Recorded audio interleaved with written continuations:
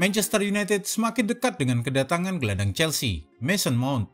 Gelandang The Blues ini menjadi salah satu target transfer terpanas di bursa transfer musim panas 2023. Tapi apa alasan Erik ten Hag begitu bernafsunya ingin mendatangkan Mason Mount? Dan apa dampaknya bagi skuad Setan Merah di musim 2023-2024 nanti? Kami telah merangkum semua alasan dan rencana Erik ten Hag untuk Mason Mount di skuad Manchester United sebagai berikut. Awal ketertarikan Erik ten Hag pada Mason Mount. Dulu Erik ten Hag pertama kali bertemu dengan Mason Mount ketika dia menjadi pelatih kepala Ajax Amsterdam. Saat dipinjamkan ke VTC Arnhem, tendangan bebas sang pemain berusia 18 tahun itu menyebabkan terciptanya gol ketiga timnya saat mengalahkan Ajax dengan skor 3-2 pada Maret 2018. Ketika itu, Ten Hag yang baru saja melatih dalam 8 pertandingan di Ajax dan ia dilaporkan langsung mencoba ingin merekrut Mount sebagai pemain pinjaman dari Chelsea untuk musim berikutnya. Performa impresif Mason Mount dengan mencetak 14 gol dan memberikan 10 assist dalam musim pertamanya di level sepak bola senior, terutama dari posisi tengah lapangan, berhasil menarik perhatian Ten Hag.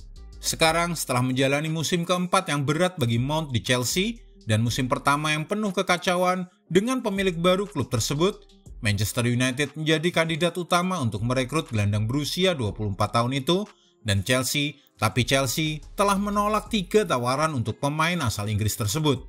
Kemungkinan Mason Mount tetap bertahan di Stamford Bridge sangat kecil, mengingat sang pemain menolak untuk menandatangani kontrak baru. Chelsea menyadari bahwa saat inilah waktu yang tepat untuk mendapatkan keuntungan dari pemain yang hanya memiliki 1 tahun tersisa dalam kontraknya tersebut. Dan sepertinya kini Ten Hag akan segera mendapatkan pemain yang diidamkannya selama ini. Alasan kenapa Manchester United butuh Mason Mount. Di awal musim ini, setelah kedatangan Casemiro dengan nilai transfer sebesar 70 juta pounds dan Christian Eriksen yang datang secara gratis musim panas lalu, lini tengah United tampaknya telah menjadi area yang paling menonjol, setidaknya untuk pemain pilihan pertama Ten Hag.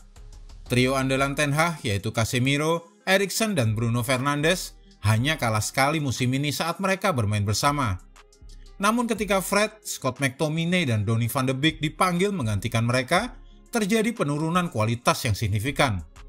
Selain itu, seiring berjalannya musim, menjadi jelas bahwa Eriksen memiliki masalah tersendiri dibandingkan pemain pilihan lain yang dimiliki Ten Hag untuk mengendalikan permainan.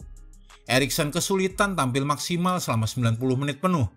Setelah Desember 2022, pemain asal Denmark ini hanya berhasil menyelesaikan 1 dari 15 pertandingan yang ia mainkan sebagai starter. Kedatangan Mason Mount tentu akan mengatasi masalah kualitas dan kedalaman dalam lini tengah Manchester United. Kerja keras Mason Mount baik saat menguasai maupun tidak menguasai bola menjadikannya tipe pemain yang bisa diandalkan oleh Erik ten Hag. Bahkan mantan manajer Chelsea Thomas Tuchel menyebut Mason Mount adalah pemain yang membawa sikap, aura, dan mentalitas tertentu di lapangan. Mason Mount dianggap selalu memberikan energi penuh, kepositifan, dan pendekatan yang luar biasa. Kata-kata Thomas Tuchel pasti akan menjadi pembenaran bagi keinginan Erik ten Hag. Mount memiliki semua kualitas yang dia cari. Yang sering terlupakan tentang Mason Mount adalah kemampuannya dalam mencetak gol dan memberikan assist. Seperti yang kita tahu, Manchester United kesulitan mencetak gol musim ini. Dan meskipun mereka sedang mencari penyerang untuk memperbaiki masalah tersebut, menambah sumber gol lain adalah suatu keharusan. Dalam 3 musim pertamanya di Chelsea, tidak termasuk musim terbaru, Mason Mount telah mencatatkan 44 kontribusi gol dalam 105 penampilan di Liga Premier. Hanya Kevin De Bruyne dari Manchester City dengan 74 dan Bruno Fernandes sebanyak 61 yang memiliki kontribusi gol lebih banyak di antara gelandang lainnya. Pada usia yang baru 24 tahun, Mason Mount seharusnya masih memiliki masa-masa terbaik di depannya. Manchester United bisa mendapatkan pemain asal Inggris yang sudah mapan dengan harga yang lebih terjangkau dan berpotensi untuk berkembang lebih jauh. Kesempatan seperti ini tidak sering terjadi. Strategi Manchester United dengan kehadiran Mason Mount. Berdasarkan sistem formasi yang digunakan oleh Erik ten Hag musim lalu, Mason Mount tampaknya paling cocok untuk salah satu posisi nomor 8 yang biasanya diisi oleh Eriksen dan Fernandes, dengan Casemiro bermain sebagai jangkar di belakang mereka. Meskipun seperti yang telah ditunjukkan di bawah kepemimpinan Thomas Tuchel, Mason Mount juga dapat berpengaruh dalam permainan sebagai bagian dari 3 pemain depan di salah satu sayap. Dalam hal ini, dia bisa menjalankan peran yang sangat mirip dengan Bruno Fernandes dan mungkin akan mengurangi beban yang ditanggung oleh gelandang asal Portugal tersebut. Dalam peran nomor 8, Mason Mount diharapkan untuk berkontribusi baik secara ofensif maupun secara defensif. Meskipun sebagian besar waktunya akan dihabiskan di setengah lapangan lawan. Erik ten Hag menyukai pemain nomor 8-nya untuk mendorong ke depan untuk memaksa lawan mundur. Hal ini kemungkinan akan cocok dengan Mason Mount karena dia telah meraih kesuksesan besar ketika beroperasi di ruang setengah lapangan yang lebih maju. Mason Mount juga memiliki energi untuk meregangkan pertahanan lawan ketika berada di sepertiga lapangan akhir. Salah satu gol terbaik Manchester United musim lalu adalah gol Marcus Rashford yang berhasil menggandakan keunggulan mereka dalam kemenangan 2-1 atas Crystal Palace di kandang pada bulan Februari. Dan itu menunjukkan dengan jelas bagaimana Erik ten Hag menginginkan agar pemain nomor 8-nya berperan dalam serangan. Kita dapat melihat bahwa sejak awal perolehan bola oleh kiper, 2 gelandang serang, Bruno Fernandes dan Casemiro yang berada di area merah dalam gambar ini. Mereka berada di posisi tinggi di lapangan untuk meregangkan jarak antara penyerang Crystal Palace dan lini tengah mereka.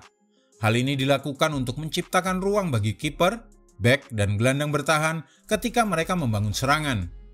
Bruno Fernandes dan Casemiro yang berada di posisi depan untuk memecah pertahanan lawan dan menciptakan celah bagi pemain lain dalam membangun serangan. Ini merupakan strategi yang ingin diterapkan oleh Ten Hag pada pemain nomor 8-nya di United.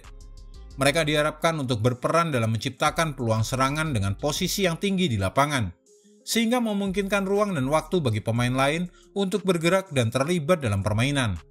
Mason Mount dapat memanfaatkan pengalamannya sebagai pemain nomor 10 dan pemain sayap untuk memberikan umpan silang yang akurat ke dalam kotak penalti, menciptakan peluang bagi penyerang untuk mencetak gol. Selain itu, dia juga memiliki keterampilan dalam bermain di ruang setengah lapangan yang sempit, yang memungkinkannya untuk menciptakan peluang di daerah-daerah tersebut dengan kreativitas dan kecepatannya. Sistemnya terlihat cocok dengan kemampuan Mason Mount, dan karena tuntutan posisinya sangat intensif, masuk akal untuk memiliki kedalaman skuad yang memungkinkan rotasi antara Eriksen, Bruno Fernandes, dan jika berhasil, Mason Mount juga. Bagaimana menurutmu? Apakah Mason Mount akan mampu memperbaiki performa Manchester United musim depan agar dapat lebih bersaing? Atau seharusnya setan merah mendatangkan pemain lainnya? Tulis pendapatmu, dan jika Anda menyukai video ini, jangan lupa klik like, share, subscribe, dan tendang loncengnya agar tak ketinggalan update terbaru dari kami.